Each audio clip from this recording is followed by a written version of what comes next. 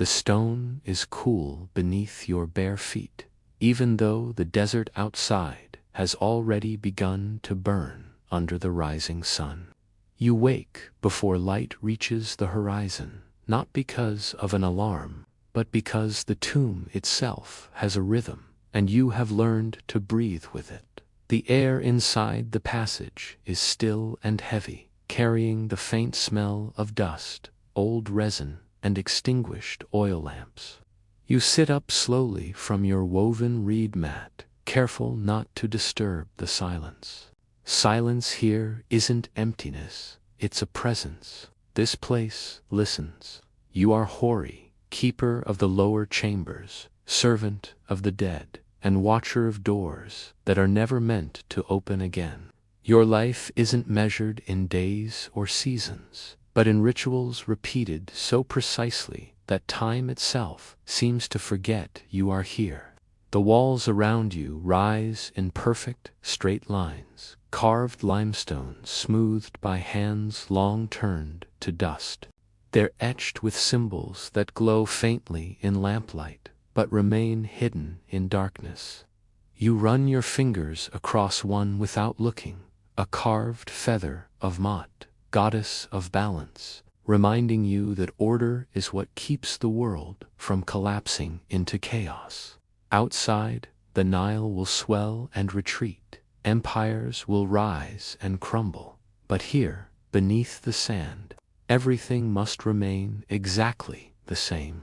You stand, stretch your stiff limbs, and listen for the sound that tells you the tomb has accepted another night.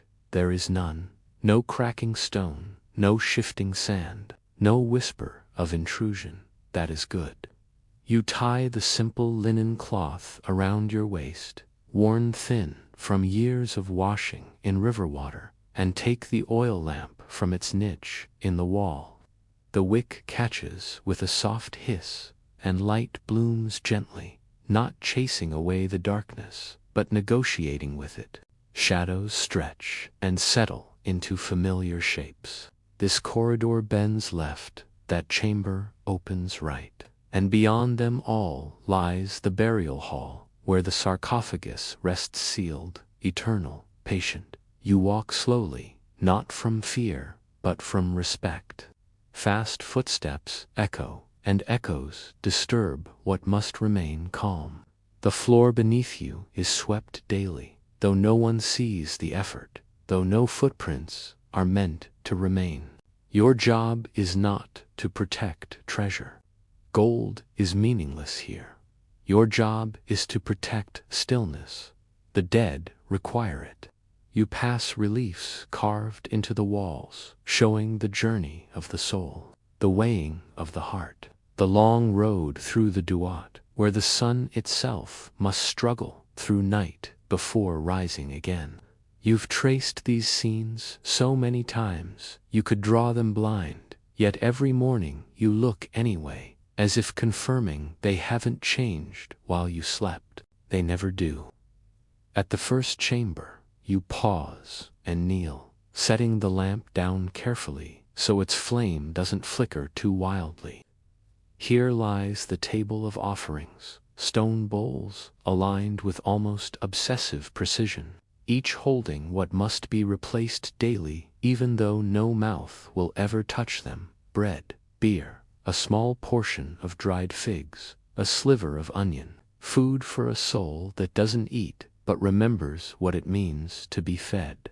You replace each item slowly, hands steady, breathing controlled, because haste is disrespect and mistakes invite imbalance.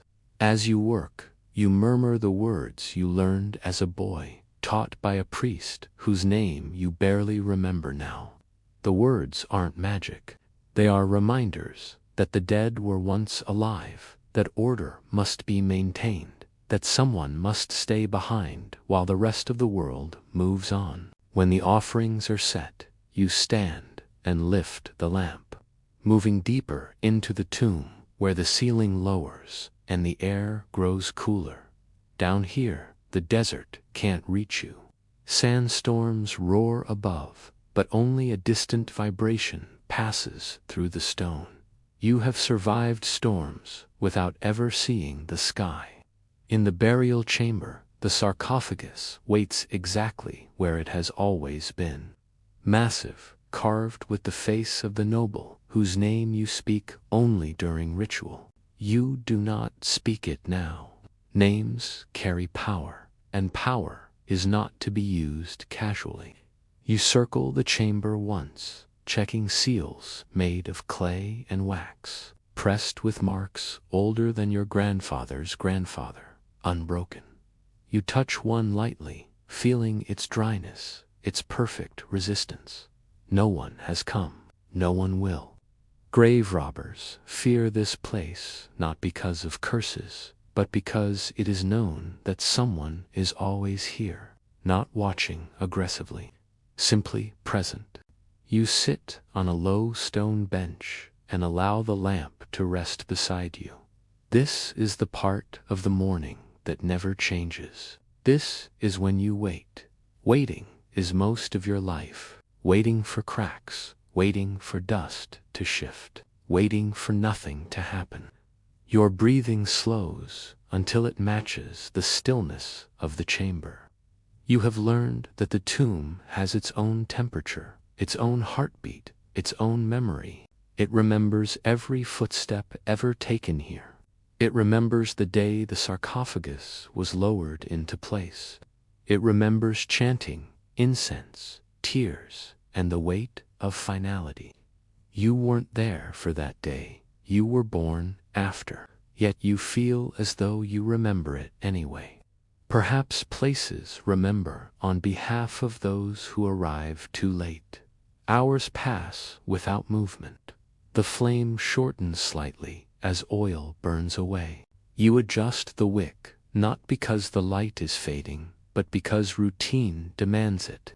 Discipline is what keeps the mind from wandering, and wandering thoughts are dangerous in places where silence has weight.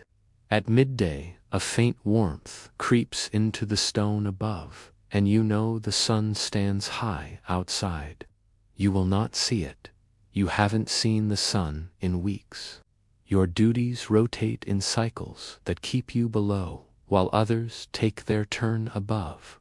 But today is yours. You eat sparingly, breaking a piece of flatbread, chewing slowly, careful not to leave crumbs. Even the smallest disorder feels wrong here. As you eat, you think of nothing specific. Thinking is a luxury. Your life is composed of actions, not reflections. When the lamp burns low, you replace it with another, transferring the flame carefully so it never dies completely.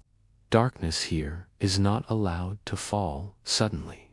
Night must arrive gently, respectfully. As evening approaches, the air cools again, and the tomb settles into its deeper quiet. This is when sounds feel loudest, even though there are none. Your own breath seems intrusive. Your heartbeat feels like a drum. You focus on the walls, on the carvings, on the certainty that everything remains as it should be. This certainty is your reward, not gold, not praise. You will sleep in the side chamber tonight, just as you always do, wrapped in linen, lamp dimmed but not extinguished. You lie down knowing the tomb will continue to exist exactly as it did before you arrived, and exactly as it will after you are gone. This knowledge doesn't frighten you, it comforts you. Outside, the world is loud and unpredictable. Inside, beneath stone and symbol, everything is held in balance. You close your eyes as the flame flickers softly, and you allow yourself to rest, knowing that nothing will change while you sleep. The dead are safe, the order remains, and tomorrow will begin exactly the same way. You wake before the flame asks for oil. That is how you know you have slept long enough. The air inside the chamber feels unchanged, as if the tomb itself has been holding its breath while you rested. You remain still for a moment, listening to the quiet that exists only underground, a quiet so complete it feels heavy, almost physical, pressing gently against your ears. When you sit up, the stone beneath you is cold, but familiar, a temperature your body has learned to accept without complaint. You reach for the lamp, trimming the wick with practiced fingers, watching the flame steady itself into a calm, obedient glow.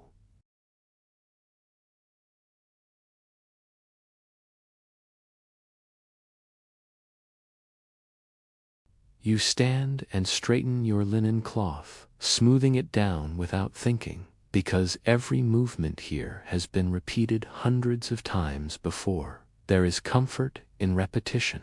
It reminds you that nothing unexpected has happened while you slept. You walk toward the inner passage, your footsteps soft, deliberate, never hurried. The walls guide you more than your eyes do. Each slight change in texture, each faint curve in the stone, tells you exactly where you are. You could walk this tomb in complete darkness and never lose your way. That is not skill, that is surrender to routine. At the junction of two corridors, you pause, lifting the lamp higher to inspect the ceiling. A thin crack has been there for years, no wider than a fingernail, running like a quiet thought through the limestone. You study it carefully, just as you do every morning. It has not grown, it has not shifted. The tomb remains stable. Satisfied, you continue onward, passing reliefs that depict the eternal journey of the sun god through the underworld. You have seen this scene so many times that the figures feel like acquaintances. The jackal-headed guide who leads souls forward, the monstrous shapes that guard thresholds, the great boat carrying the sun through darkness so it may rise again. You do not believe these images will come alive. You believe they exist to remind the living of order, not to frighten them. Fear has no purpose here.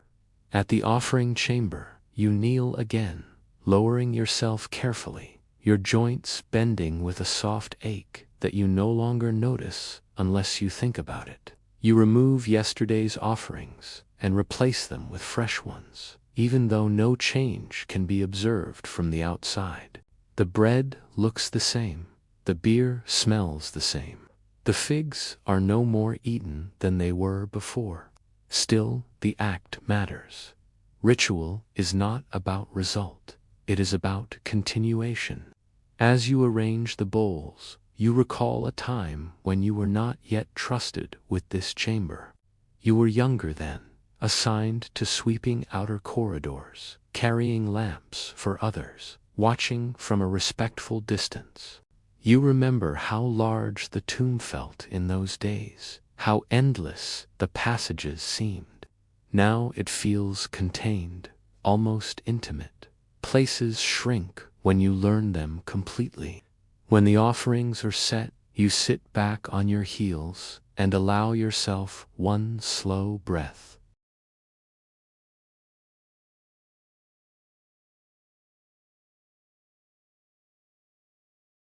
You rise and move deeper toward the burial hall, where the sarcophagus rests in perfect stillness. The air changes subtly as you enter, cooler, denser, carrying the faint scent of old resins and stone that has never known daylight. You circle the sarcophagus again, tracing its perimeter with your eyes, noting how the lamplight slides across carved features that were meant to last forever. The face on the lid is calm, idealized, untouched by time.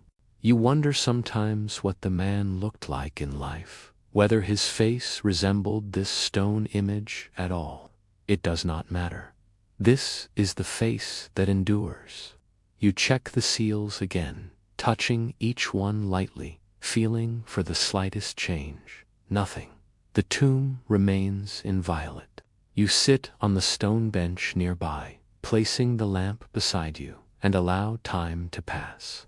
Waiting is easier now than it was when you first began this work. At first, the mind resists stillness, searching for distraction, for novelty, for movement. But stillness teaches patience, and patience becomes habit. Your thoughts drift not toward memories, but toward patterns. The pattern of your breathing, the pattern of the flame's movement, the pattern of your days repeating with such consistency that they feel like a single long moment rather than separate hours. You do not count days anymore. There is no need. The tomb does not recognize them.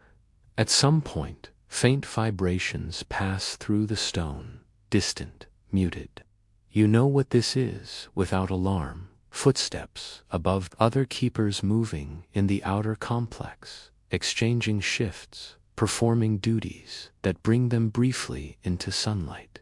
Your shift keeps you here. You feel no resentment. The outside world is harsh, unpredictable, full of noise and dust and heat. Here, the tomb offers clarity. Here, nothing demands urgency. When your stomach reminds you it exists, you eat a small portion of bread, chewing slowly, careful to remain mindful of the space around you. Crumbs are wiped away immediately. Disorder invites attention, and attention is not welcome here. You drink sparingly from your water flask, savoring the coolness, then reseal it and place it back in its niche. As the hours pass, the lamp grows dimmer. You replace it without ceremony, transferring the flame carefully, watching as the old wick surrenders and the new one takes its place. Light, like duty, is passed forward, not owned. In the late hours, you walk the perimeter of the tomb once more, inspecting corners that rarely change. You brush away a small drift of dust that has settled near a relief, not because it poses danger, but because attention is part of respect. You speak no words while you work. Silence here is a form of language. As night approaches above the sand, the tomb seems to deepen its quiet. The air cools further, settling around you like a familiar cloak. This is when you prepare your sleeping place again, arranging your mat in the side chamber, positioning the lamp so its glow is indirect, soft, non-intrusive. You lie down slowly, easing your body into rest, aware of each joint, each muscle, releasing tension accumulated through stillness rather than exertion. Before closing your eyes, you take one last look at the flame. It burns steadily, obediently, content to exist without purpose beyond illumination. You understand that feeling. Your role does not require recognition. No one will carve your name into stone. No statues will bear your likeness. And yet, because you are here, because you repeat these actions day after day, the tomb remains unchanged. Order holds. Balance is preserved. You close your eyes, breathing slowly, allowing sleep to arrive without resistance. The stone around you does not shift. The dead do not stir. Nothing reaches for you in the dark. There is only the steady presence of walls, the faint warmth of lamplight, and the certainty that tomorrow will unfold exactly as today has. This certainty carries you deeper into rest, deeper into stillness, until thought fades and the tomb keeps watch in your place.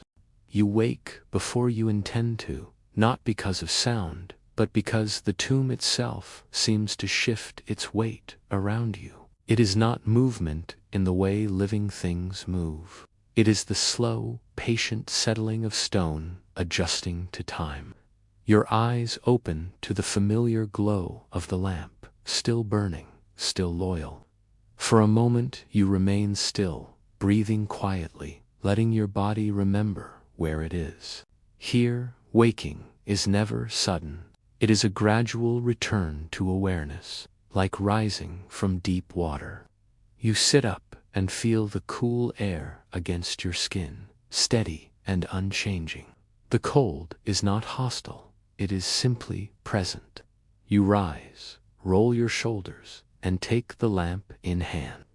The light moves with you, casting long shadows that stretch and contract as you walk. The corridors accept your presence without resistance. They know you. They have learned the sound of your footsteps, the rhythm of your breathing, the careful pace that never rushes. You begin the morning circuit, following the same path you always follow.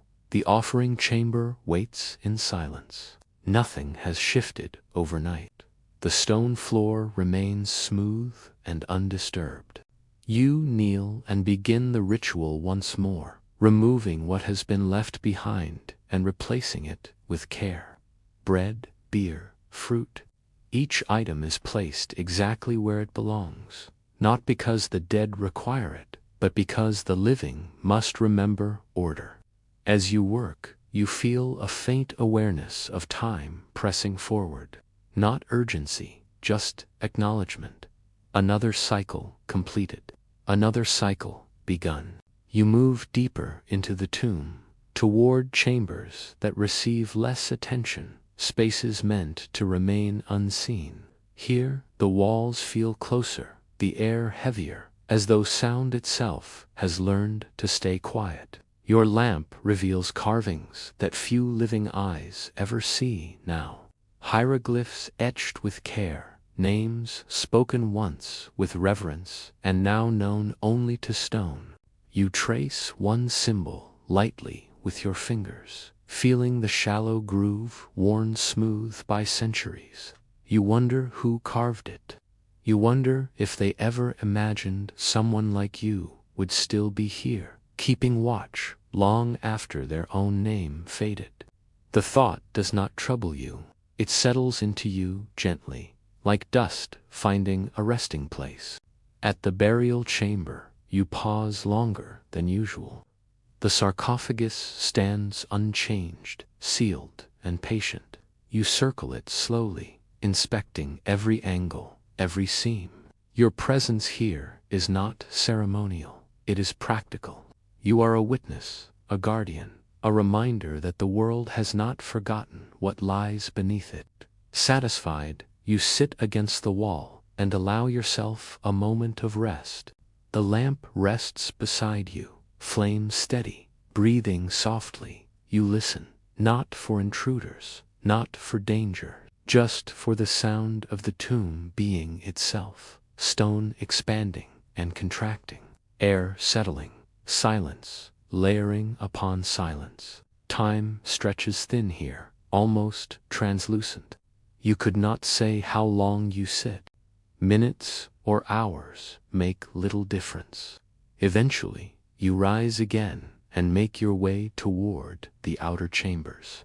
Faint vibrations reach you through the stone, distant and muted. Life above continues, indifferent and unaware. You feel no envy. The sun belongs to others. Your work belongs to darkness. You eat slowly, methodically, conserving energy without thinking about it. Every movement feels deliberate, shaped by years of repetition. There is comfort in this predictability. In a world defined by permanence, routine becomes a form of peace. As the hours pass, you tend to the smaller tasks. You brush dust from ledges. You realign a stone bowl that has drifted out of place. You adjust a hanging cloth meant to soften the airflow in a narrow passage. Small acts, easily overlooked, yet essential. Neglect does not arrive all at once. It arrives quietly, disguised as delay. You do not allow it entry. Later, you pause beside a wall where the stone feels cooler than the rest. You press your palm against it and close your eyes. The chill seeps into your skin, grounding you. This tomb has endured flood and fire, empire and collapse. It will endure you as well. That thought brings an unexpected calm.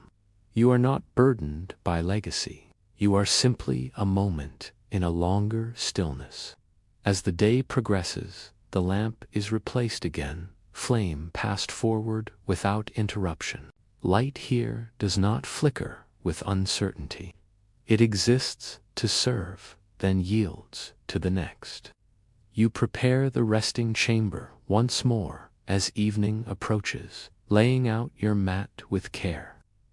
Before sleeping, you complete one final walk, slower this time, allowing yourself to feel the weight of the space. Everything remains as it should be. The tomb breathes steadily. You return and lower yourself to rest, positioning the lamp where it casts the least distraction. You lie on your back, eyes open, watching the light play against the ceiling. Thoughts drift, then thin, then dissolve. You think of nothing specific, you simply remain. Sleep approaches not as escape, but as continuation. The tomb does not sleep, but it allows you to. As your breathing slows, you feel yourself merging into the quiet rhythm of the space. Stone and shadow hold you without demand. Tomorrow will come. The rituals will repeat. The silence will listen. And you will rise again, unchanged, to keep what must remain undisturbed. You wake slowly, not from sleep alone, but from the gentle certainty that another cycle has begun. The lamp still burns, its flame smaller now, but unwavering. You breathe in, then out, letting the air fill your lungs at its own pace. There is no rush here. There never is. You rise and stand for a moment, feeling the quiet strength in your legs, the familiar weight of stillness settling around you like a cloak. When you lift the lamp, the light responds immediately, stretching along the stone corridor ahead, revealing nothing new and everything you need. You step forward, and the tomb receives you, as it always does, without ceremony. Your footsteps are soft, respectful, shaped by years of walking these same paths. Each corridor holds a memory of movement, not visible, but felt. You follow the route that leads past the side niches, past carvings that speak in images rather than sound. Figures offering food, figures standing in judgment, figures walking onward without turning back. You do not linger. These images are companions, not destinations. At the offering chamber, you lower yourself carefully, your joints bending with practiced ease. The offerings have been changed again, not because they have been consumed, but because the act itself must continue. Old bread is removed, and new bread is placed. The beer is refreshed, the fruit arranged with quiet precision. Your hands move steadily, guided by habit more than thought. As you finish, you pause with your palms resting lightly on the cool stone floor. You listen, not for a response, but for balance. Everything feels aligned. You stand and move deeper into the tomb, toward passages rarely visited even by those who serve here. The air grows heavier, cooler, as though it has forgotten the concept of warmth. Your lamp reveals walls that seem to absorb light rather than reflect it. Here, sound dies quickly. Your breathing feels louder than it is, and you slow it instinctively, matching the quiet that surrounds you. You reach a chamber where the ceiling dips low and the walls are close enough to feel intimate. You stop and rest the lamp on a ledge, letting the light pool softly. This space exists not to impress, but to endure. You sit and allow yourself a longer pause. Your thoughts wander, not to the world above, but to the meaning of repetition. Some might call this life narrow, confined, but confinement suggests resistance. Here, there is none.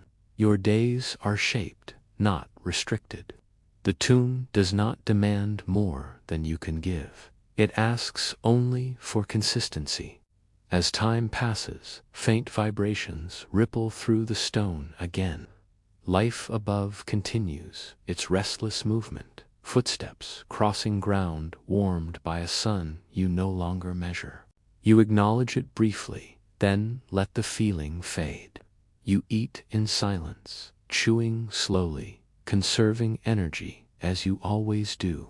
Food here is sustenance, not pleasure. Each bite is taken with awareness, then released. When you finish, you clean your hands carefully and reseal your supplies. Nothing is left open, nothing is wasted. The hours drift by. You replace the lamp when its flame grows tired, passing the fire forward without interruption. Light does not end here, it simply transitions. You move through the chambers once more, adjusting what time has nudged out of place. A stone bowl is realigned, a cloth is smoothed, a fine layer of dust is brushed away. These acts do not feel small, they feel essential. Neglect is loud in places like this, even when it begins quietly. Later, you stop beside a wall carved with names long since forgotten. You run your fingers lightly along the symbols, not reading, but acknowledging. Once these names were spoken daily, once they mattered deeply to living mouths. Now they rest here, held by stone. You feel no sadness, only acceptance. Everything eventually becomes quiet. As the day deepens, the tomb seems to grow heavier, as if the weight of the night above is pressing downward. The air cools further, settling into your muscles and your bones. You welcome the sensation. Cold sharpens your attention. It keeps the mind clear.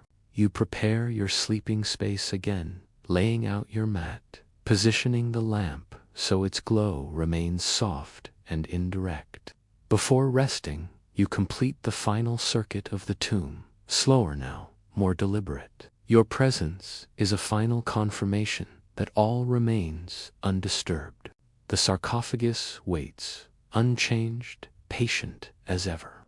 You incline your head slightly, a gesture so subtle it feels more like a breath than a movement. Then you turn away. You return to the resting chamber and lower yourself onto the mat. Your body relaxes gradually, releasing tension it did not realize it carried. The lamp flickers gently, casting shadows that sway like slow water. You lie still, your eyes open, letting the quiet settle over you. Thoughts come, then drift away before they can take shape.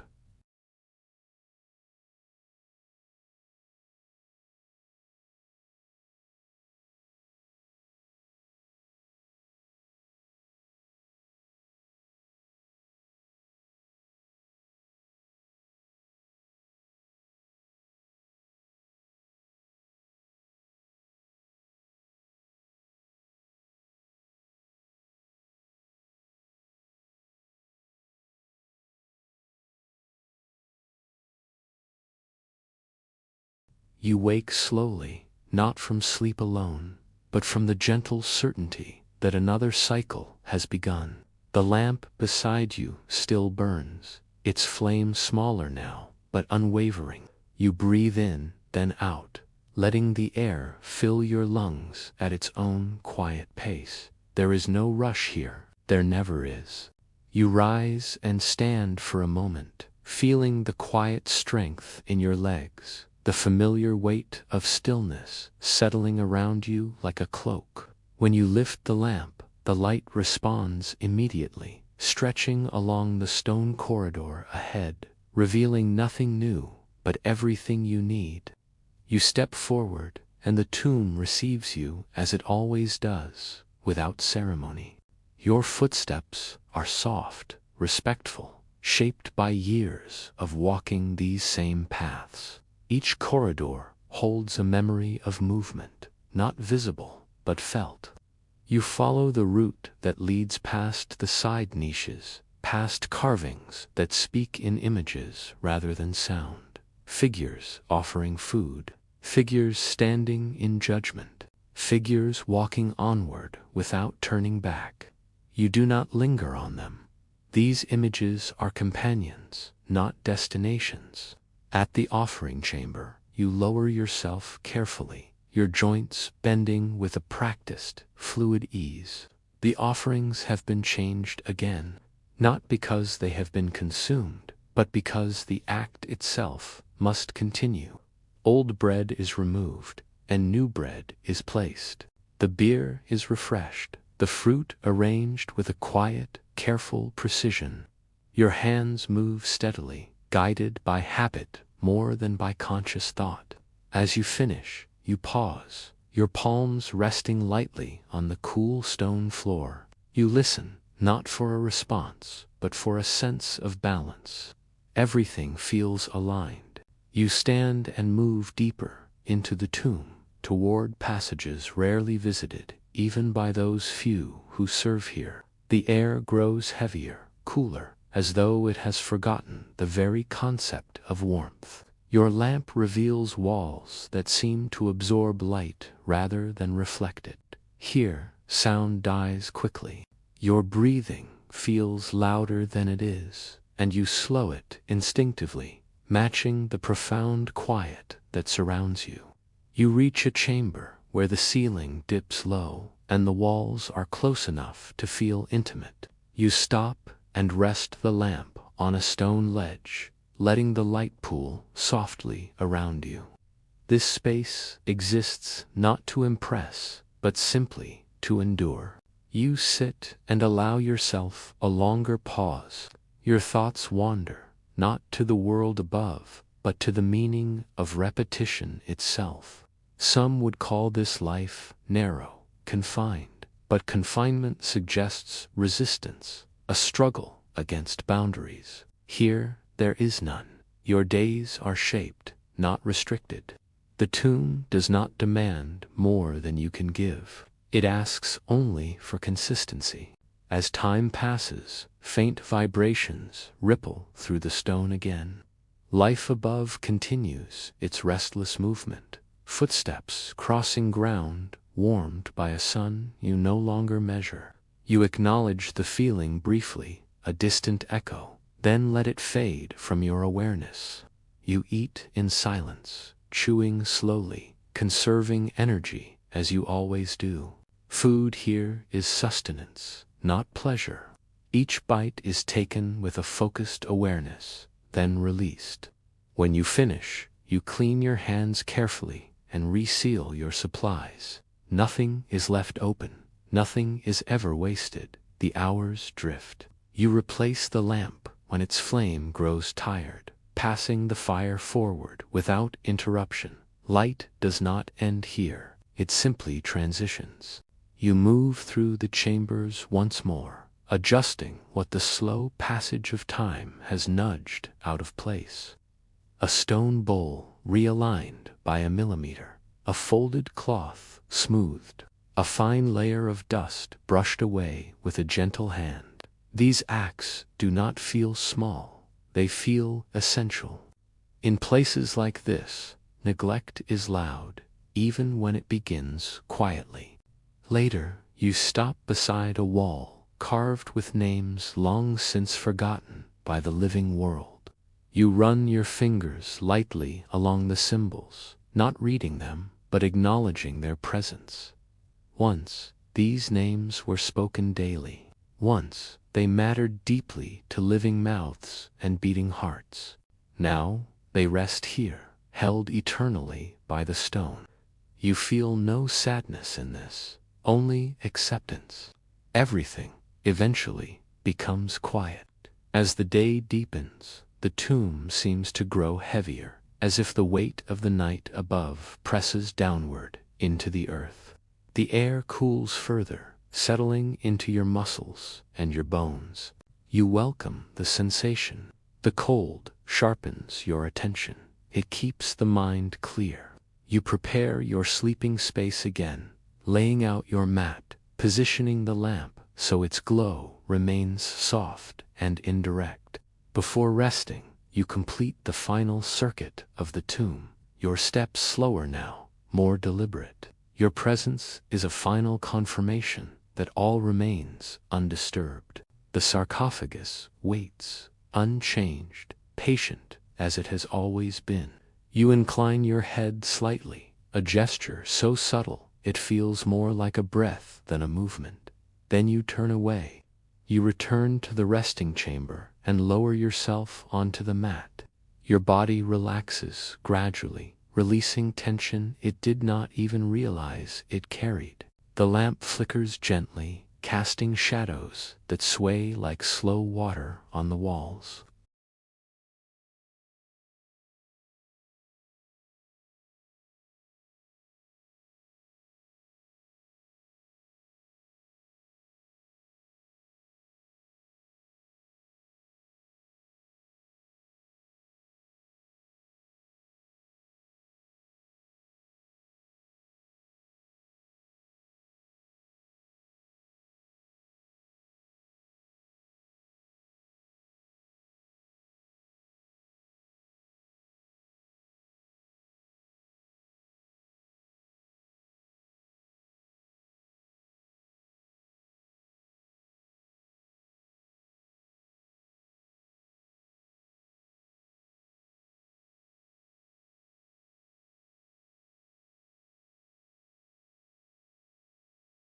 You wake to a sensation rather than a sound, a subtle awareness that the night above has shifted and the tomb has accepted another passage of time. The lamp still burns, its flame calm and disciplined, as if it has been waiting for you to open your eyes. For a moment, you remain where you are, breathing slowly, letting the stillness settle back into you.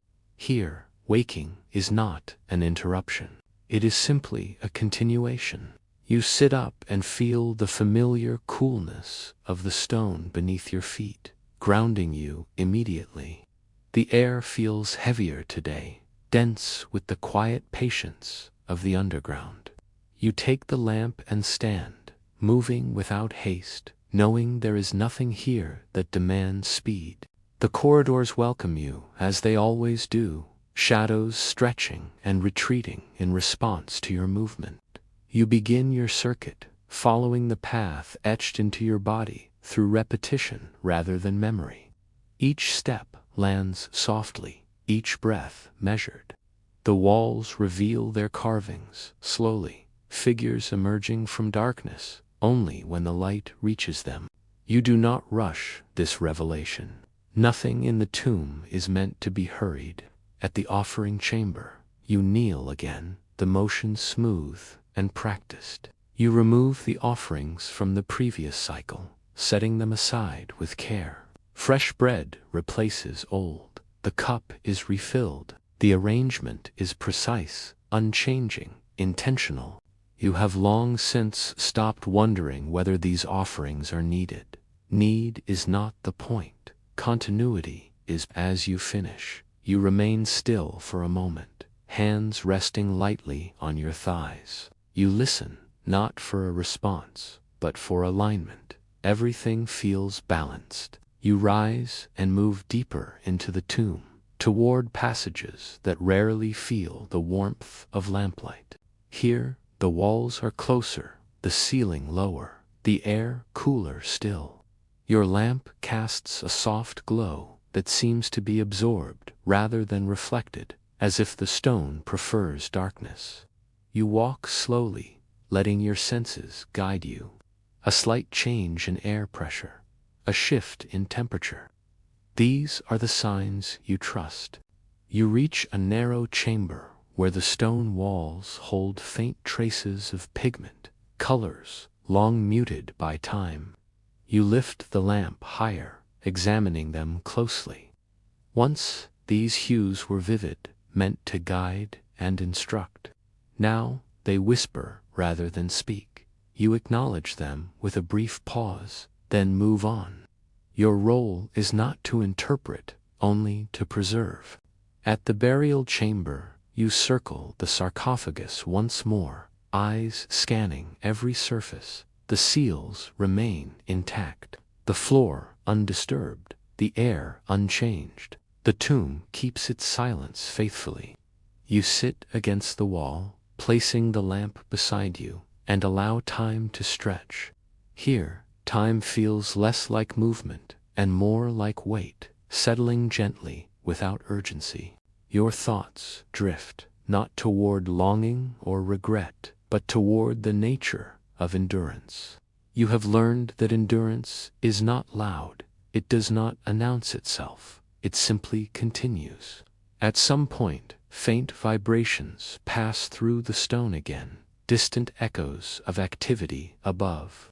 You recognize them without interest. Life continues elsewhere, noisy and unpredictable. Here, order holds. You eat quietly, savoring the simplicity of sustenance, chewing slowly, deliberately. Food here is not indulgence, it is maintenance. You drink sparingly, resealing your flask with care. Everything returns to its place. As the hours pass, the lamp grows dim. You replace it smoothly, transferring the flame with steady hands. Light does not falter here, it is guided. You move through the tomb again, attending to small details. A thin layer of dust brushed away, a stone object nudged back into alignment, a hanging cloth adjusted to soften the movement of air. These acts are quiet, nearly invisible, yet essential. Neglect is never sudden. It arrives gradually, disguised as permission. You give none. Later, you pause beside a wall carved with symbols you have seen countless times. You do not trace them today. You simply stand and let their presence surround you. Once these symbols carried prayers, names, hopes. Now they carry stillness. You accept this transformation without resistance. Everything changes shape as time passes. Meaning becomes quiet. As evening approaches above the sand, the tomb seems to draw inward, the air cooling further, the silence thickening. You prepare your resting place once more, laying out your mat, positioning the lamp so its glow remains gentle. Before lying down, you complete one final walk through the chambers, slower now, more deliberate. Your presence confirms what you already know. Nothing has changed. The sarcophagus waits, patient and sealed. The corridors remain orderly. The tomb endures. You return to the resting chamber and lower yourself onto the mat, easing your body into stillness.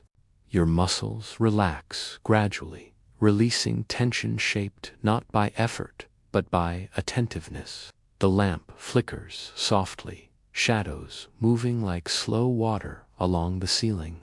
You lie still, eyes open, letting thought dissolve into awareness. Sleep approaches without demand, without urgency. You do not chase it, you allow it. As your breathing slows, you feel yourself blending into the rhythm of the tomb. Stone remains, darkness holds. Tomorrow will arrive without sound, the rituals will repeat, the silence will listen, and you will rise again, unchanged, to continue keeping what must remain undisturbed. Thank you for joining me on this journey. Subscribe for more moments of quiet contemplation. You awaken before thought forms, before memory gathers its shape, stirred only by the subtle shift of cool air against your skin. The tomb does not announce morning. It simply allows you to notice that another cycle has arrived. Your eyes open slowly, adjusting to the low amber glow of the lamp, which still burns as patiently as it always does. For a few moments, you do not move. You listen to the silence, not as emptiness, but as a presence. Here, silence has weight. It presses gently, reminding you that you are not alone, even though no voices speak. When you rise, Your joints respond without protest, accustomed to this rhythm, this measured existence. The stone beneath your feet is cool and steady, unchanged by your passage. You lift the lamp and begin your walk, following the familiar curves of the corridor. Your shadow stretches along the walls, long and slow, never rushing ahead of you. The carvings emerge as they always do, faces half seen, gestures frozen in time. You greet them with a glance, nothing more. They do not require acknowledgement. They only require preservation. At the threshold of the inner chamber, you pause, letting your breath match the stillness.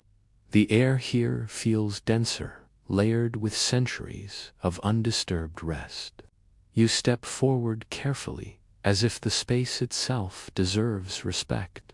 The offering table stands ready, empty and waiting. You replace what must be replaced, arranging each item with calm precision, bread aligned, cup centered, nothing added, nothing removed beyond what tradition demands. You do not question the repetition. Repetition is what keeps meaning from dissolving.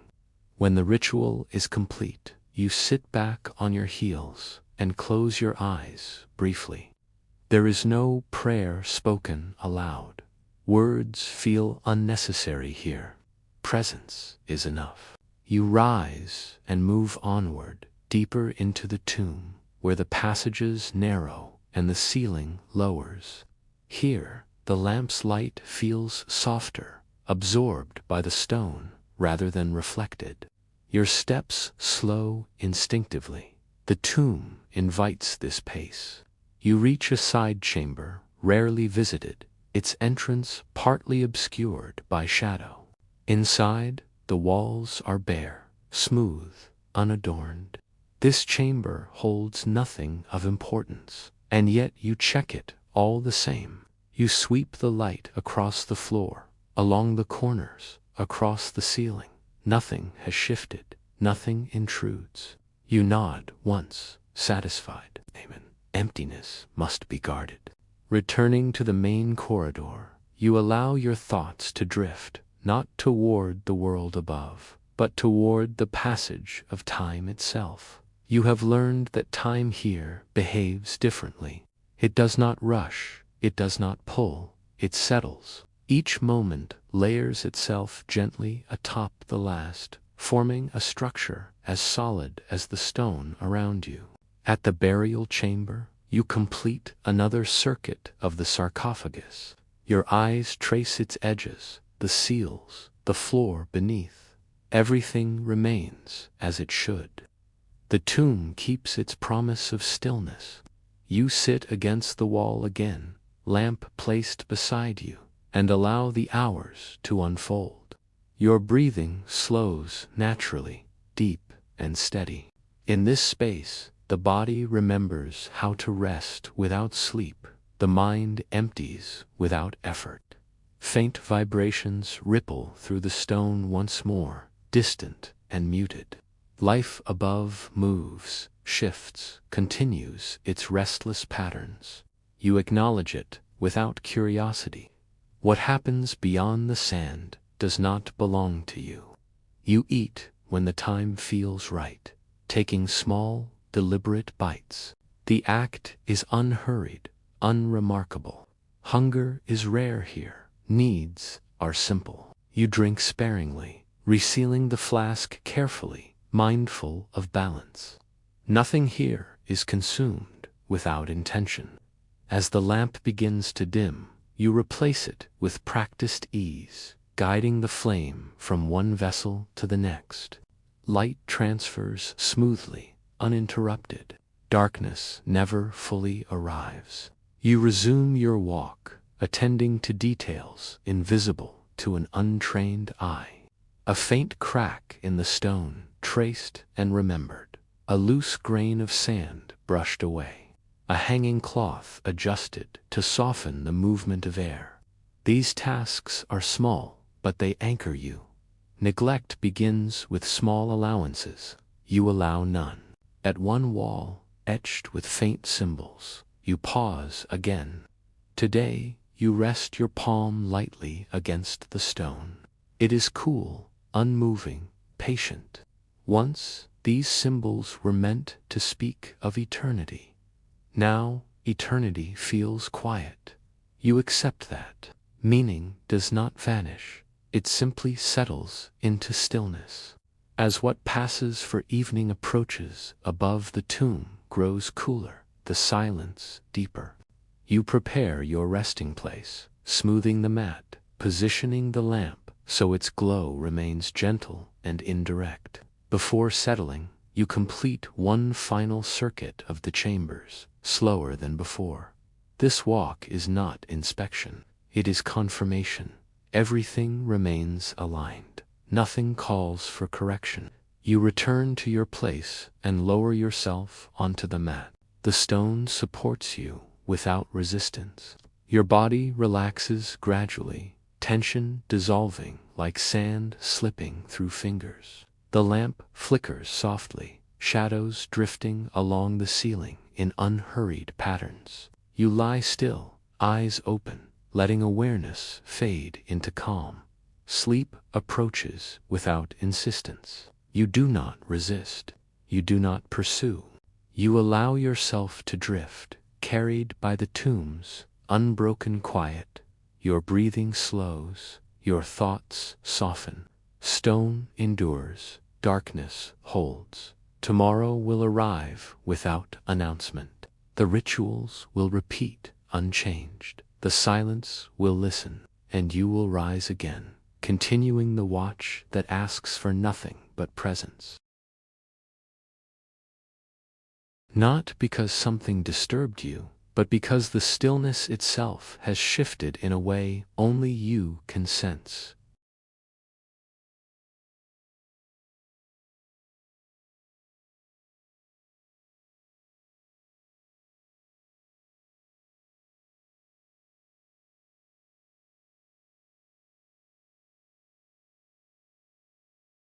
The flame is steady, untroubled, as if time itself has learned to pause here.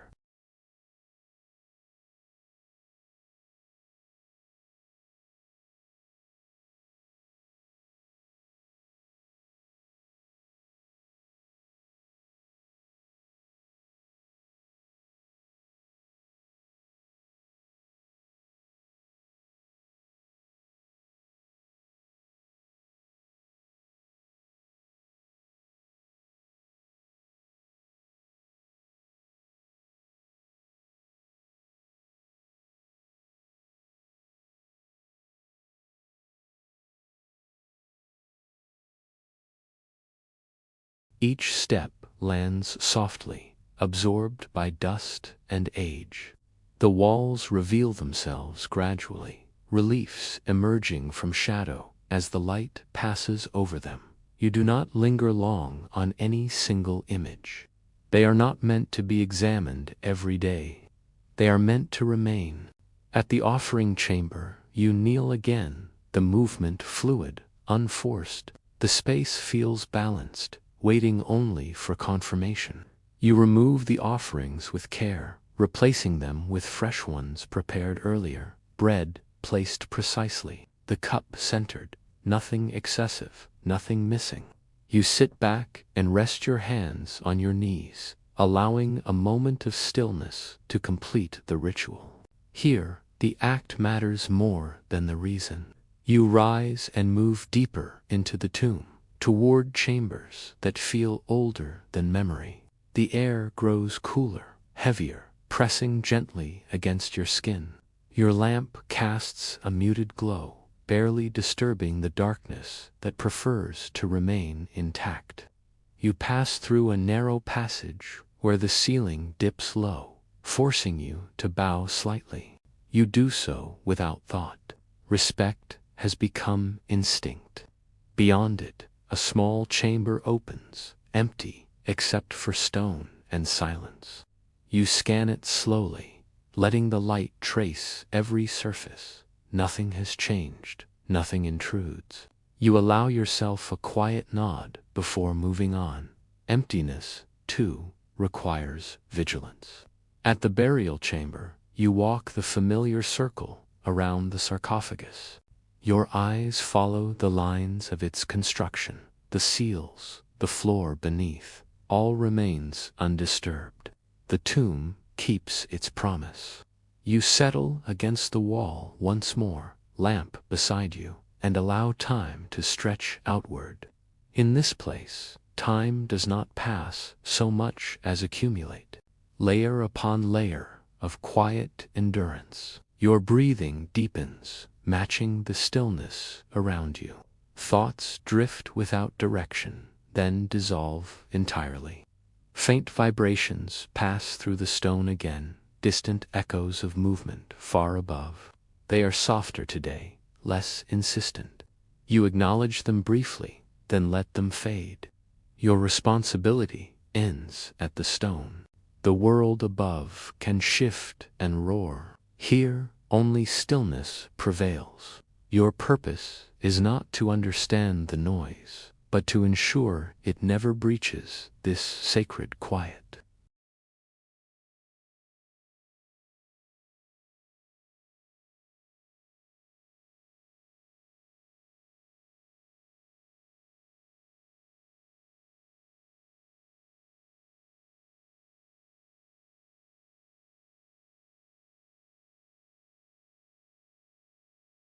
You drink sparingly and reseal your flask with care, returning it to its place.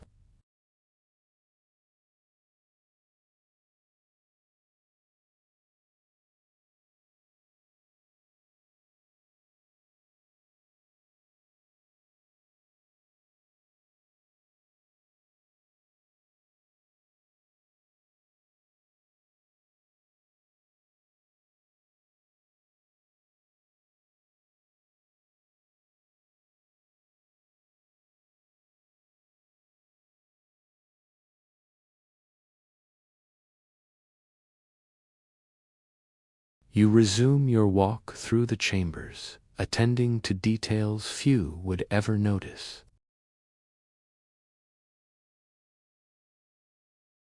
A hanging cloth adjusted to still the air. A stone object returned to perfect alignment, its angle measured by eye and memory.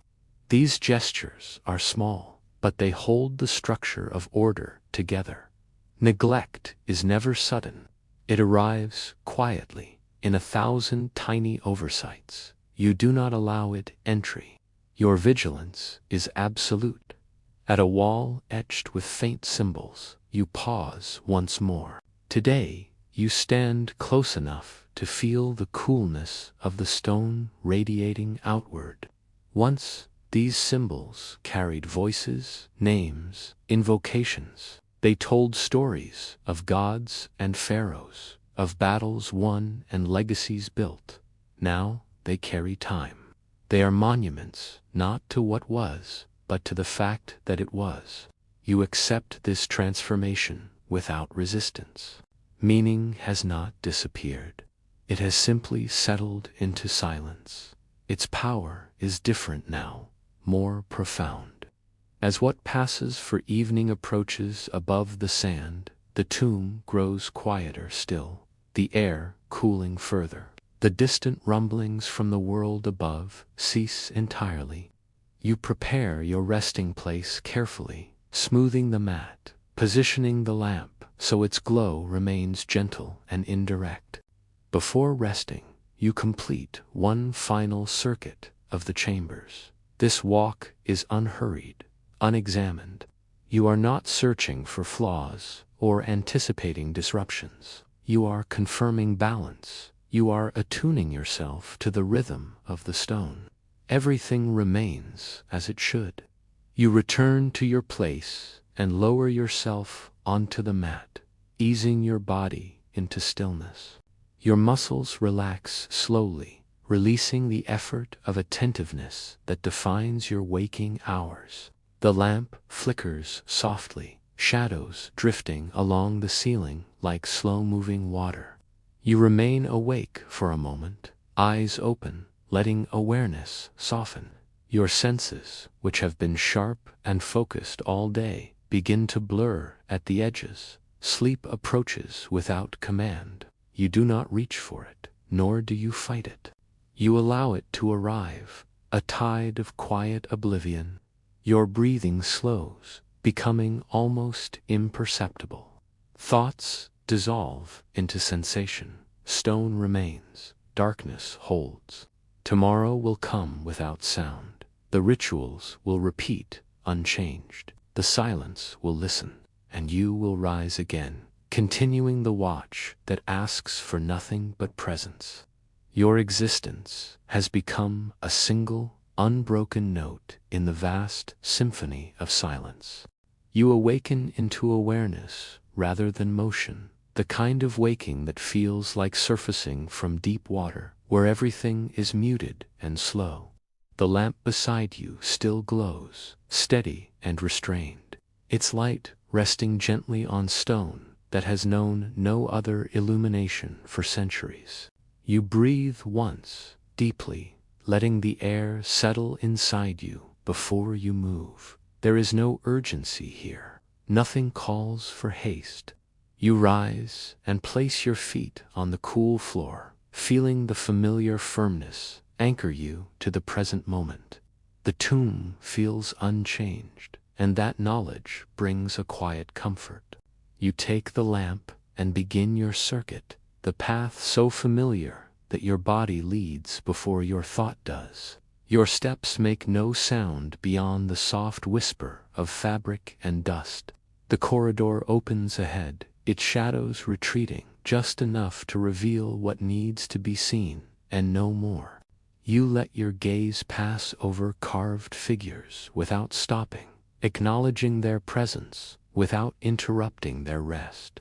They have stood here longer than memory, and they will stand here long after you are gone.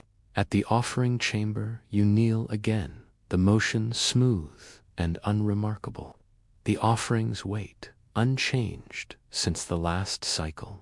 You replace them with the same careful precision, aligning each item exactly as tradition requires. Bread centered, cup balanced, nothing excessive, nothing missing. You remain still for a moment, hands resting lightly on your knees, allowing the ritual to complete itself in silence. There are no words spoken. Words would only disturb the equilibrium. You rise and move deeper into the tomb, where the air grows cooler and heavier, pressing softly against your skin. Here, the lamp's light feels absorbed by the stone, as if the darkness prefers to remain whole. Your pace slows instinctively, guided by a deep respect rather than caution. You pass beneath a low arch, bowing slightly without thought. The tomb teaches humility through its very design. Beyond the arch, a chamber opens that holds nothing but space and stillness. You sweep the light along the walls, across the floor, and toward the ceiling. Everything remains undisturbed. You nod once, satisfied, and continue. Even absence must be maintained. At the burial chamber, you circle the sarcophagus once more, your eyes tracing the familiar lines. The seals hold. The floor shows no sign of disturbance. The air remains steady. The tomb keeps its silence faithfully. You sit against the wall, placing the lamp beside you, and allow time to unfold. Here, time does not move forward. It gathers. It layers itself gently, patiently, until motion itself feels unnecessary. Your breathing slows, aligning with the stillness around you. Thoughts drift briefly, then fade entirely, leaving only awareness. Faint vibrations ripple through the stone again, distant and indistinct. Life above shifts and stirs, but its restlessness cannot reach you here. You acknowledge it without interest and let it pass. When hunger arrives, it does so quietly. You eat slowly, deliberately, savoring the simplicity rather than the flavor. Food here sustains rather than distracts. You drink sparingly, resealing the flask with care, returning it to its place. Everything in the tomb has a position, and you honor that order. As the lamp begins to dim, you replace it smoothly, transferring the flame with practiced ease. The light continues uninterrupted, steady and calm. Darkness never takes control here. You resume your walk, attending to details that would be invisible to any untrained eye. A faint line of dust brushed away. A hanging cloth adjusted to still the air. A stone object returned to perfect alignment. These actions are quiet and nearly invisible, yet they hold the structure of order together. Neglect does not announce itself loudly. It arrives disguised as permission. You allow none. At a wall etched with symbols softened by time, you pause again. Today, you rest your hand against the stone, feeling its cool surface beneath your palm. Once, these markings carried voices and invocations. Now, they carry endurance. You accept this without resistance. Meaning has not vanished. It has settled into silence. As what passes for evening approaches beyond the sand, the tomb grows cooler still, the quiet deepening until it feels almost tangible. You prepare your resting place, smoothing the mat and positioning the lamp so its glow remains gentle and indirect. Before lying down, you complete one final circuit of the chambers. This walk is slower, more deliberate. You are not inspecting. You are confirming balance. Everything remains aligned. Nothing calls for correction. You return to your place and lower yourself onto the mat, easing your body into stillness. Your muscles relax gradually, releasing the subtle tension of attentiveness. The lamp flickers softly, its shadows drifting along the ceiling in unhurried patterns. You lie still, eyes open, letting awareness soften into a deep calm. Sleep approaches without insistence. You do not pursue it, you simply allow it. Your breathing slows, each exhale longer than the last. Thought dissolves into sensation. The stone remains, the darkness holds. Tomorrow will arrive without sound. The rituals will repeat, unchanged. The silence will listen, and you will rise again, continuing the watch that asks for nothing but your presence. Thank you for joining me in this moment of stillness. If this resonated with you, consider subscribing for more quiet journeys. Be well. You awaken not because something has changed, but because everything has remained exactly the same for long enough that your body recognizes the moment to rise. The lamp still burns beside you, its flame steady and disciplined, untouched by impatience. For a while, you remain still, letting awareness return gently, like sand settling after a distant footstep. The tomb feels calm today, more settled than before, as if it has accepted another layer of time without resistance. You sit up slowly, feeling the familiar coolness of the stone beneath your feet, grounding and reassuring. This place has never failed you. You lift the lamp and stand, allowing your shadow to stretch across the walls, and then fall back into place. The corridor opens ahead, silent and expectant, ready to receive your movement without comment. You begin your walk, each step deliberate, unhurried, absorbed by the dust and age of the floor. The walls reveal their carvings gradually, faces and symbols emerging only when the light invites them forward. You do not stop to study them. They have already said everything they were meant to say. At the offering chamber, you kneel once more, the motion as natural as breathing. The space feels balanced, complete, yet waiting. You remove the previous offerings with care, and replace them with fresh ones, aligning each element precisely. Bread centered, cup steady, nothing altered beyond what tradition allows. You pause briefly, hands resting on your knees, letting the ritual settle into the stone around you. There is no sense of expectation here, only continuation. You rise and move deeper into the tomb, toward corridors where the air grows cooler and heavier. Your lamp's glow feels softer here, as if the darkness itself has learned how to absorb light without conflict. You slow your pace, instinctively, guided by habit rather than caution.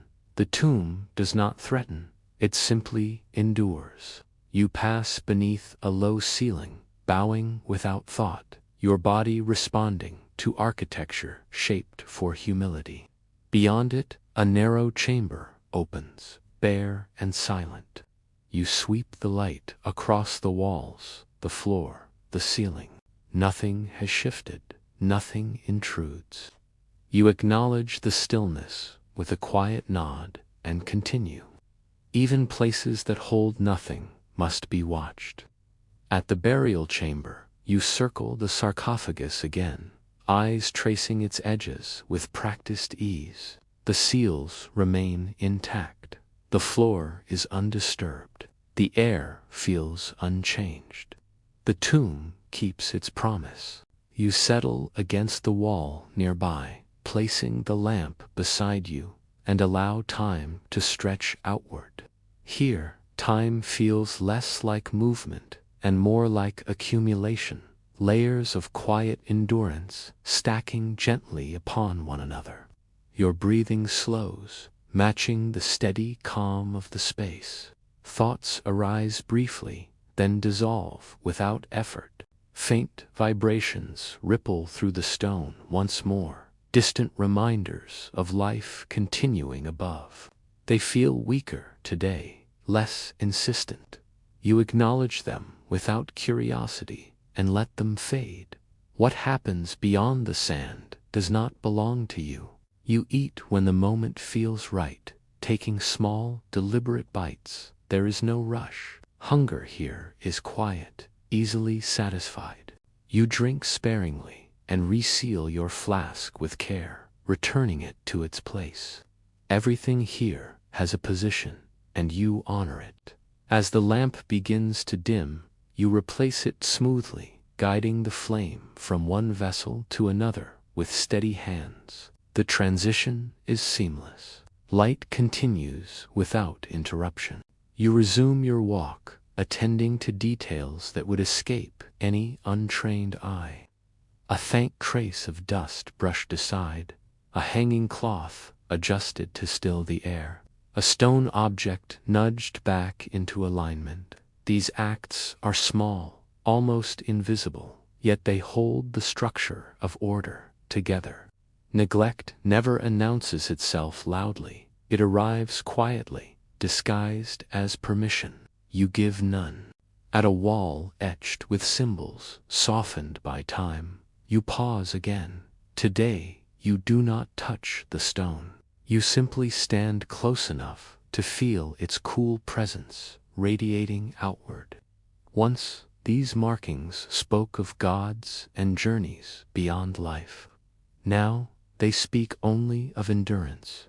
You accept this without resistance. Meaning has not disappeared. It has settled into stillness. As what passes for evening approaches beyond the desert, the tomb grows cooler, the silence deepening until it feels almost tangible. You prepare your resting place carefully, smoothing the mat and positioning the lamp so its glow remains gentle and indirect. Before resting, you complete one final circuit of the chambers.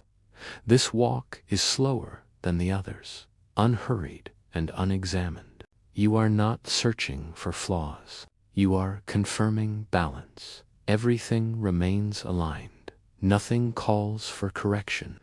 You return to your place and lower yourself onto the mat, easing your body into stillness. Your muscles relax gradually, releasing the subtle tension of vigilance. The lamp flickers softly, shadows drifting along the ceiling like slow-moving water. You remain awake for a moment, eyes open, letting awareness soften. Sleep approaches without command. You do not chase it, you allow it to arrive. Your breathing slows, each exhale longer than the last. Thought dissolves into sensation. Stone remains, darkness holds. Tomorrow will come without sound. The rituals will repeat, unchanged. The silence will listen, and you will rise again, continuing the watch that asks for nothing but presence. The voice you selected does not support this language. Please click the upper right corner to switch to another voice. The voice you selected does not support this language. Please click the upper right corner to switch to another voice. The voice you selected does not support this language. Please click the upper right corner to switch to another voice. The voice you selected does not support this language. Please click the upper right corner to switch to another voice. The voice you selected does not support this language. Please click the upper right corner to switch to another voice. The voice you selected does not support this language. Please click the upper right corner to switch to another voice. The voice you selected does not support this language. Please click the upper right corner to switch to another voice. The voice you selected does not support this language. Please click the upper right corner to switch to another voice. The voice you selected does not support this language. Please click the upper right corner to switch to another voice. The voice you selected does not support this language. Please click the upper right corner to switch to another voice. The voice you selected does not support this language. Please click the upper right corner to switch to another voice. The voice you selected does not support this language. Please click the upper right corner to switch to another voice. The voice you selected does not support this language. Please click the upper right corner to switch to another voice. The voice you selected does not support this language. Please click the upper right corner to switch to another voice. The voice you selected does not support this language. Please click the upper right corner to switch to another voice. The voice you selected does not support this language. Please click the upper right corner to switch to another voice. You wake before movement, before sound, before the idea of morning even exists. In the tomb, waking is not an event. It is a quiet adjustment, like stone remembering itself. Your eyes open slowly, adjusting to the low amber glow of the lamp that never fully sleeps. The air feels unchanged, cool, and patient, holding the same stillness it held when you rested. You remain lying for a moment, listening not for sound, but for imbalance. Nothing stirs, nothing presses. The tomb is calm. You rise carefully, your joints responding without protest, shaped by years of slow discipline. Your feet meet the stone floor, and the cold steadies you instantly. Here, the ground never surprises you. It simply exists. You lift the lamp and stand, letting its light spill forward like a controlled breath. The corridor receives it without resistance, revealing familiar shadows that have not moved. You begin your walk. Each step lands exactly where it always does. There is comfort in this repetition, not because it is easy, but because it is complete. The walls pass beside you, their carvings half-lit. At the first juncture, you pause, not to decide your direction, but to acknowledge the space. Corners matter. They collect silence. You continue toward the outer chambers, where the stone feels slightly warmer, closer to the skin of the desert. Here, the air carries a faint dryness, subtle but consistent. You check the seals along the wall with your eyes, tracing the lines without touching them. Everything holds. Nothing has shifted. You move on. In the preparation chamber, you kneel once more, your motions unhurried and precise. The offerings are replaced in a careful sequence, each item placed without a sound. Bread, a cup, a vessel, a cloth. Order is not decoration here. It is function. You sit back on your heels and remain still, allowing the ritual to settle into the stone. This is not prayer, it is alignment. You rise and move deeper, descending slightly into passages where the light feels heavier. The lamp's glow dims here, not because it weakens, but because the darkness is older. You adjust your pace instinctively. These corridors do not tolerate haste. Your steps soften. Your breathing slows. You pass beneath low ceilings and through narrow openings that require a slight bow. You do not resent this. The tomb teaches humility through architecture. Beyond the turn, the burial chamber waits in perfect stillness. The sarcophagus rests where it always has, its surface smooth, unbroken, complete. You circle it slowly, your eyes moving along the seals, the edges, the floor beneath. There is no disturbance. The silence feels settled, deep, layered. You sit nearby, placing the lamp beside you, and allow time to expand. Here, time does not move forward. It accumulates. Moments stack gently, like grains of sand that never fall. Your breath evens out, becoming almost imperceptible. Thoughts rise briefly, then fade, unable to find purchase in the stillness. A faint tremor passes through the stone, distant and muted. You recognize it as surface movement, far above, separated by layers of earth and intention. It means nothing here. You let it pass. Hunger arrives later, slow and quiet. You eat without distraction, each motion deliberate, each bite measured. Food here is not pleasure. It is continuity. You drink sparingly and reseal your container, returning it to its place without a sound. Nothing in the tomb is left out of alignment. When the lamp grows low, you tend to it calmly, transferring the flame with steady hands. The light continues without interruption. You resume your rounds, checking areas that rarely change. A hanging cloth is adjusted slightly. A faint trace of dust is brushed away. A stone fragment is returned to its proper alignment. These acts are small, but they prevent decay. Neglect begins invisibly.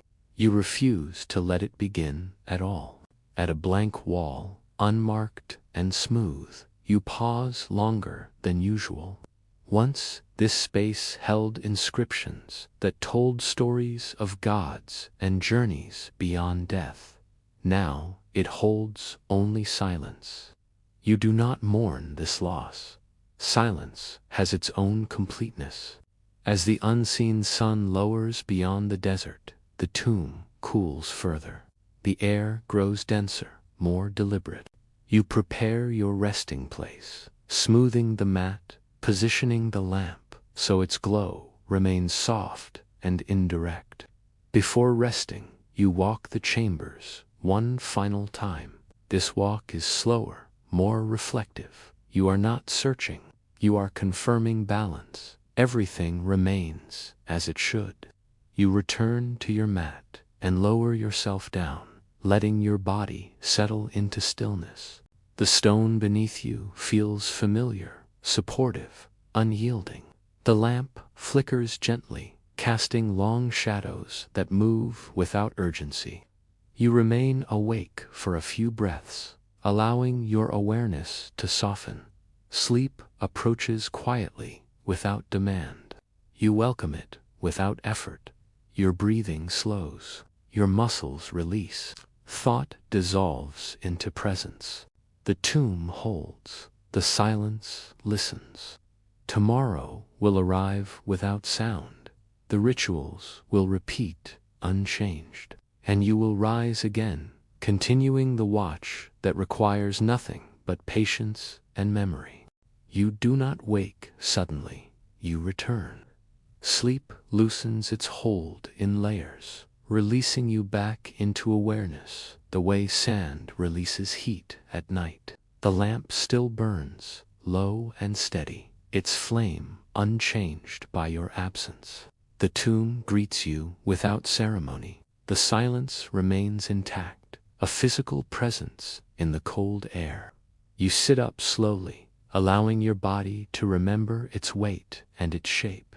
There is no stiffness here, no ache from the hard floor, only a calm resistance that fades as you begin to move. You stand, lifting the lamp from its niche in the stone. Its familiar weight settles into your hand, and you begin the familiar sequence. No thought is required.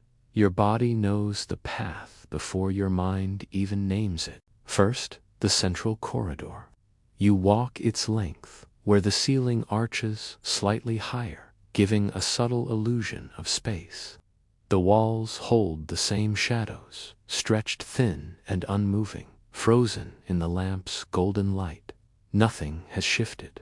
You pause for a moment, listening, not for a sound, but for an imbalance, a shift in the deep quiet of the tomb. But there is none. The tomb offers only its usual profound stillness. You continue. In the offering chamber, the air carries a faint echo of yesterday's ritual. It's not a smell, not a physical trace, but a memory pressed into the very stone.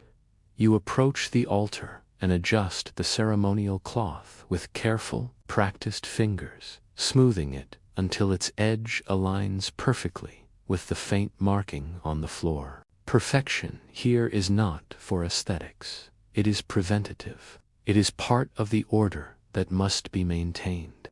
You kneel and place fresh offerings. Each movement is measured, deliberate. Each placement is final. You do not look for approval from any unseen entity. The act itself is the purpose. The ritual is its own reward. Rising, you turn toward the inner passages. The corridor descends slightly here, and the air cools further, growing dense and ancient. The lamp's glow narrows, becoming more focused, more intimate. Your steps soften instinctively.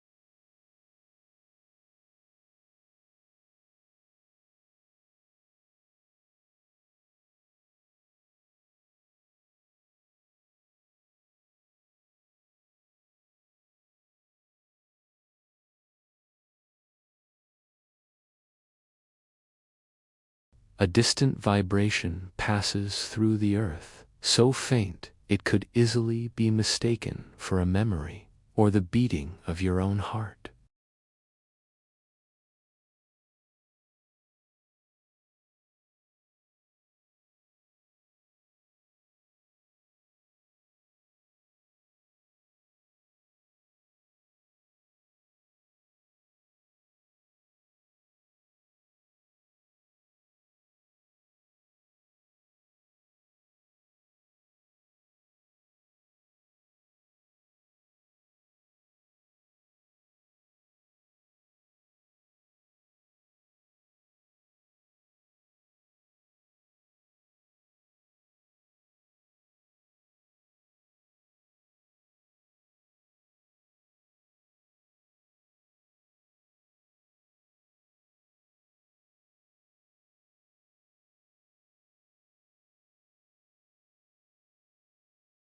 but you do.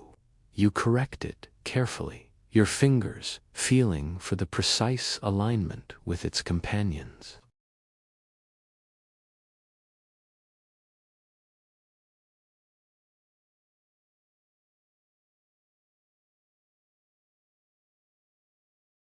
As you walk, hunger arrives again, quiet and predictable as the turning of the earth.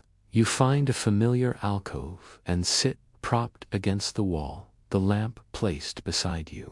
You eat slowly, each bite deliberate and mindful. Food here is not a reward or a pleasure, it is maintenance, fuel for the guardian.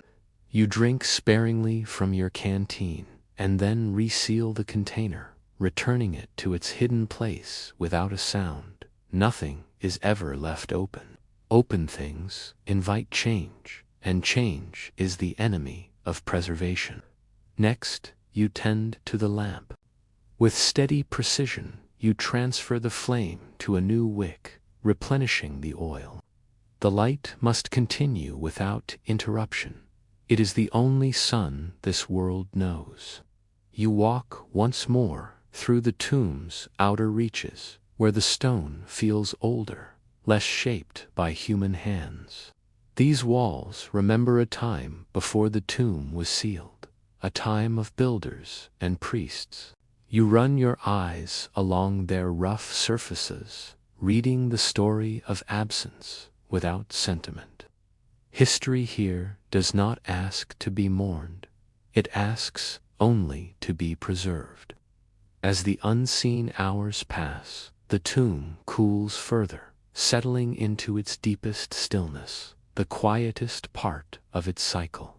You prepare your resting space again, smoothing the simple mat, positioning the lamp so its shadows remain gentle and do not startle. But before you rest, you complete the final walk. This walk is slower than the first. It is not an inspection, it is an affirmation.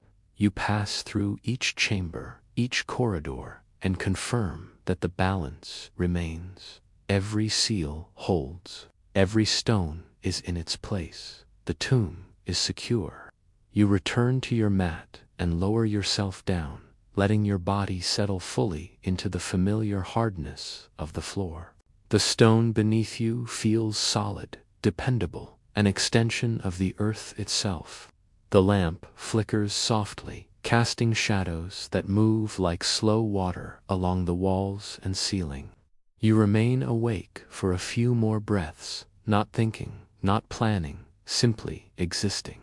You are a part of the silence, a part of the stone. Sleep approaches without urgency, a gentle tide rising. You accept it without resistance. Your breathing slows. Your muscles release their quiet tension. Awareness softens, blurring at the edges, dissolving into stillness. The lamp burns on, a single, constant star in the underground dark. The tomb remains unchanged. The watch continues, uninterrupted. Tomorrow will arrive without sound, without light, and you will rise again to greet the silence and carry it forward.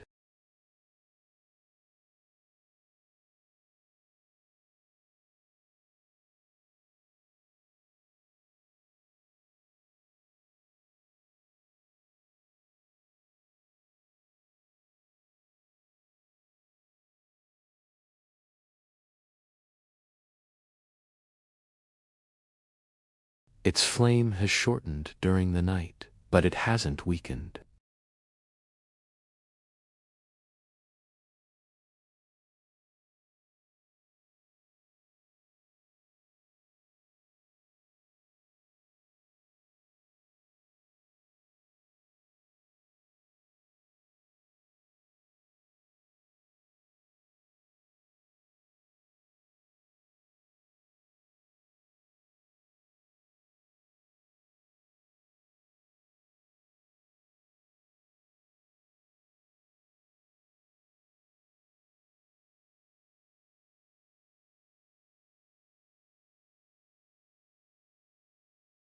You lift the lamp, its smooth, cool base fitting perfectly into your palm.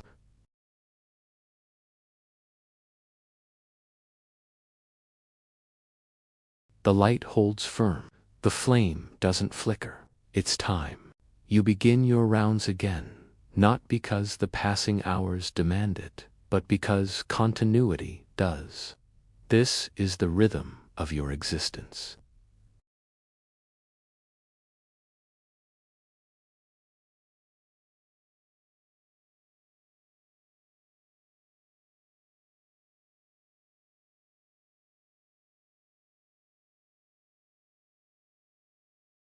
It's as if the tomb itself drinks the noise, preserving its deep silence. The walls on either side carry no questions today. They don't whisper secrets or offer warnings.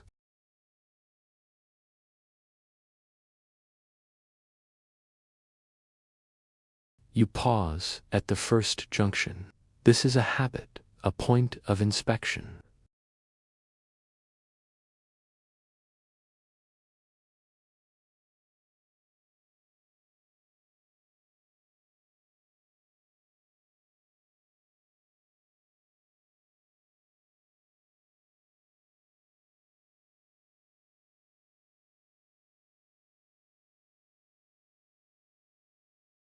The offering chamber greets you with a stillness that feels deeper than sleep, more profound than any silence you've known in the world above.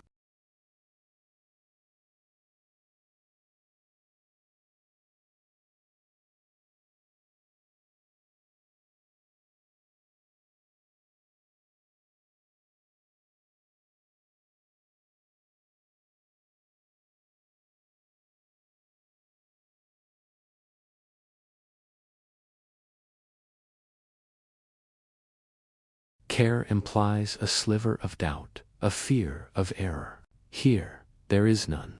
You replace what must be replaced, the old with the new, your movements fluid and efficient.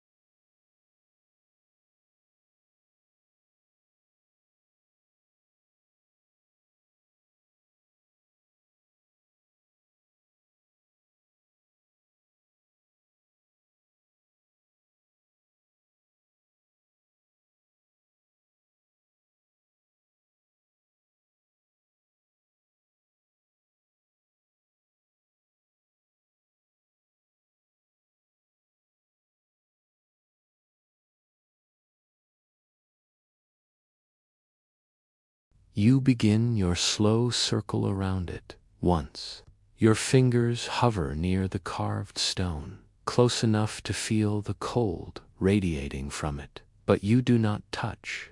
Touch is not always required to know.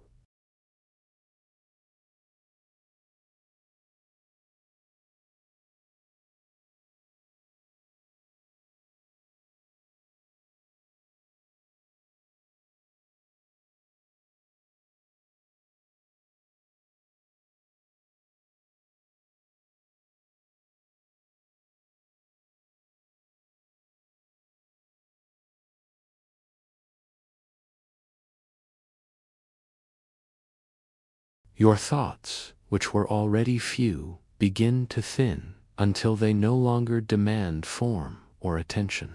You simply exist inside the moment without needing to name it.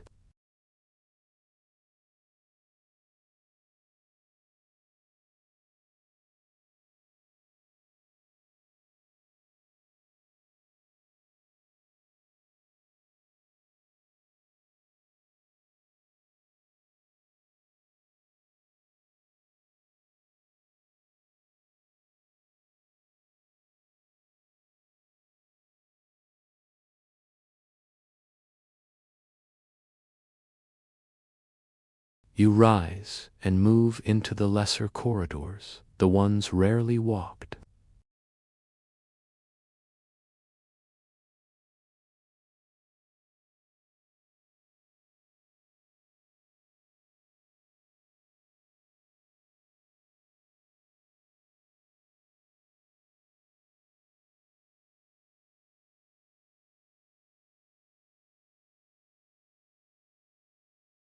You trace them with light alone, allowing their presence to fill the space without trying to interpret them.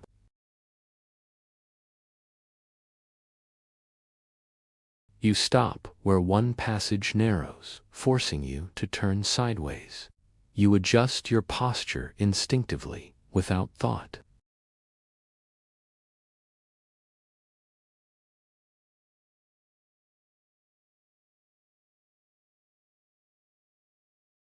At a corner long forgotten by any but you pause again.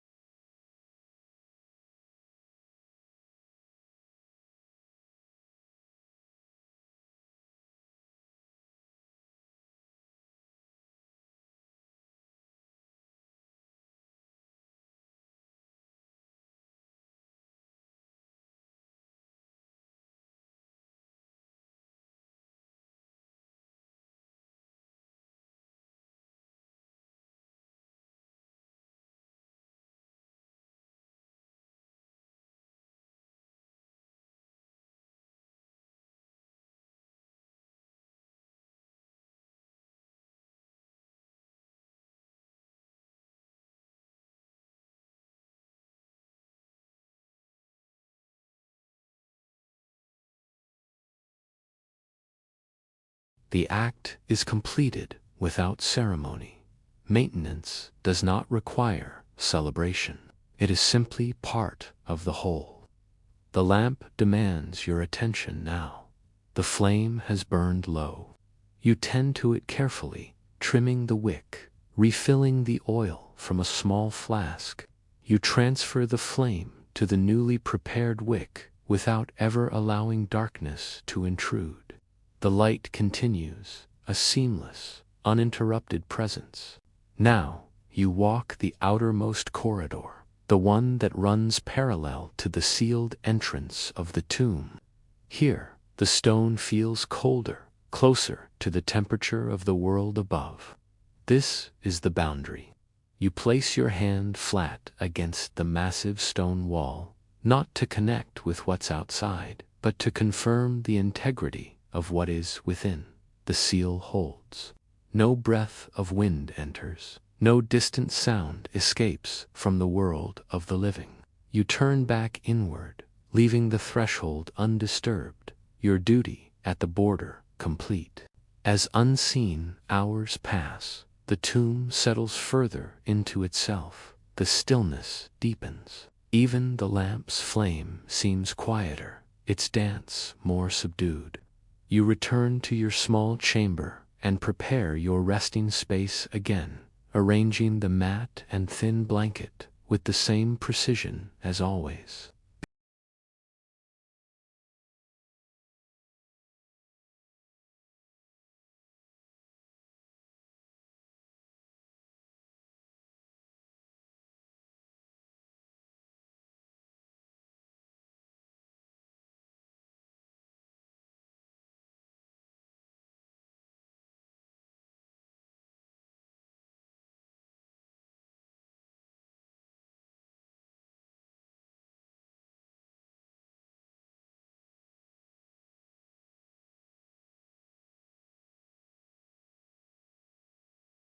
You lower yourself onto the mat and rest the lamp on its usual spot, a low stone shelf where it casts the softest, longest shadows.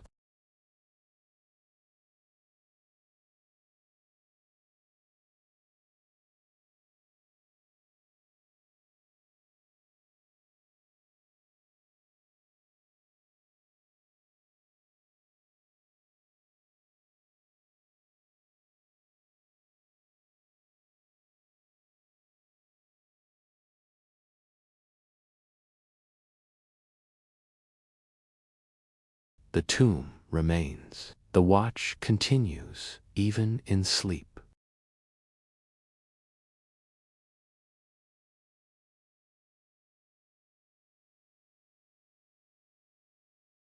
You wake without surprise. There is no sense of beginning anymore, only continuation.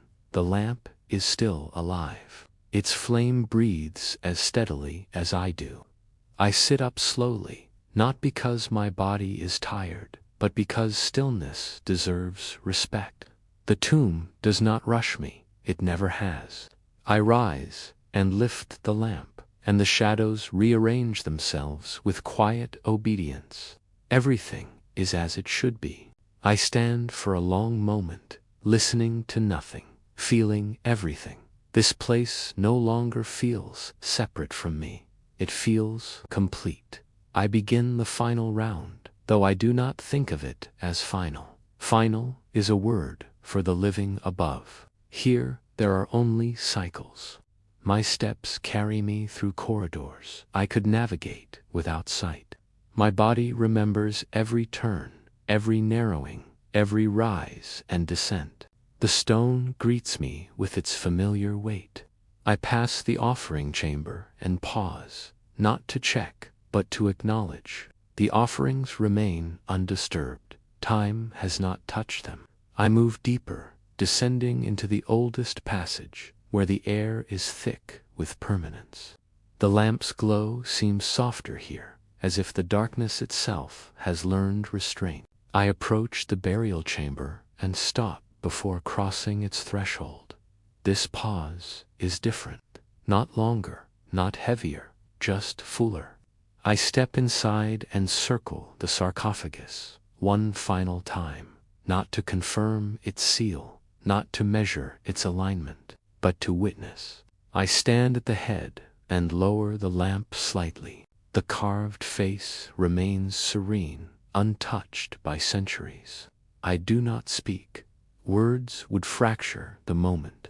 Instead, I sit beside the stone and place my palm flat against the floor. The vibration I feel now is steady, deep, resolved. The tomb is at rest, and so am I. I think of the countless breaths I have taken here, the countless steps repeated until repetition lost all meaning. I think of the world above, not with longing, but with neutrality. It exists, that is enough. I rise and turn away without regret. The tomb does not ask for devotion, only consistency. I return to the inner corridor where I first learned to walk slower than thought. I trace the walls with light alone, letting shadows stretch and fall. Each mark, each imperfection has become part of my internal map. I stop at the narrowest passage and lean against the stone. My breathing matches the temperature, matches the weight. Here, identity dissolves. I am not keeper, not guardian, not servant. I am function. I move again, tending the lamp with practiced care. The flame transfers cleanly, uninterrupted. Darkness never enters. I prepare my meal for the last time, without ceremony. The motions are identical to every other time. Eat, drink, seal, return. The cycle closes without announcement. I sit quietly afterward, letting hunger fade naturally. The lamp's flame shortens, not in weakness, but in completion. I walk to the outer corridor, near the sealed entrance. The stone feels colder here, distant from the heart of the tomb. I rest my hand against it once more. No cracks, no sound, no intrusion. The seal remains perfect. I turn inward for the final descent. Each step feels lighter than before, as if the stone itself is carrying me. I reach my resting place and arrange it carefully, not out of habit, but out of respect. The lamp is placed where its glow softens rather than illuminates. The shadows gather gently, not reaching, not retreating. I lower myself down and sit for a long time before lying back. This pause holds more weight than any movement. I close my eyes without fear. Sleep comes slowly, not pulling, not pushing. My breathing deepens, thought thins. The tomb holds, time loosens. I drift into a rest that is not quite sleep and not quite waking. Images do not form, memories do not surface. There is only warmth from the lamp and coolness from the stone. My body no longer distinguishes between the two. Hours pass unnoticed. When I wake again, there is no urgency. The lamp still burns. The tomb still listens. I sit up and feel something different. Not loss, not change, but release. The cycles have aligned. My role has completed itself naturally, without command. I stand and perform one final walk, slower than all the others. Every chamber responds with silence. Every corridor accepts my passing. I return to the burial chamber and stand at its center. I lower the lamp until its flame is almost level with the floor. The shadows stretch outward evenly, forming a perfect balance. I set the lamp down gently. The flame steadies. I take a step back, then another. I do not extinguish the light. I do not seal myself away. I simply stop intervening. The tomb does not collapse. It does not react. It simply continues. I move to my resting place one last time and lie down. This time, there is no preparation, no adjustment, no correction. My breathing slows until it matches the rhythm of the stone. The lamp continues to burn beside me, steady and complete. I am no longer maintaining the silence. I am part of it. Sleep arrives fully now, deep and unbroken. There is no second waking, no interruption, no return of hunger or task. The tomb remains sealed, balanced, preserved. Above, the world will change, dynasties will fall, names will be forgotten. But here, beneath the stone, continuity holds. The lamp will burn until it does not. The silence will remain, and the tomb, patient and eternal, will remember nothing and everything at once. My watch ends not with departure, but with stillness, and that is enough. The voice you selected does not support this language. Please click the upper right corner to switch to another voice. The voice you selected does not support this language. Please click the upper right corner to switch to another voice. The voice you selected does not support this language. Please click the upper right corner to switch to another voice. The voice you selected does not support this language. Please click the upper right corner to switch to another voice. The voice you selected does not support this language. Please click the upper right corner to switch to another voice. The voice you selected does not support this language. Please click the upper right corner to switch to another voice. The voice you selected does not support this language. Please click the upper right corner to switch to another voice. The voice you selected does not support this language. Please click the upper right corner to switch to another voice. The voice you selected does not support this language. Please click the upper right corner to switch to another voice. The voice you selected does not support this language. Please click the upper right corner to switch to another voice. The voice you selected does not support this language. Please click the upper right corner to switch to another voice. The voice you selected does not support this language. Please click the upper right corner to switch to another voice. The voice you selected does not support this language. Please click the upper right corner to switch to another voice. The voice you selected does not support this language. Please click the upper right corner to switch to another voice. The voice you selected does not support this language. Please click the upper right corner to switch to another voice. The voice you selected does not support this language. Please click the upper right corner to switch to another voice.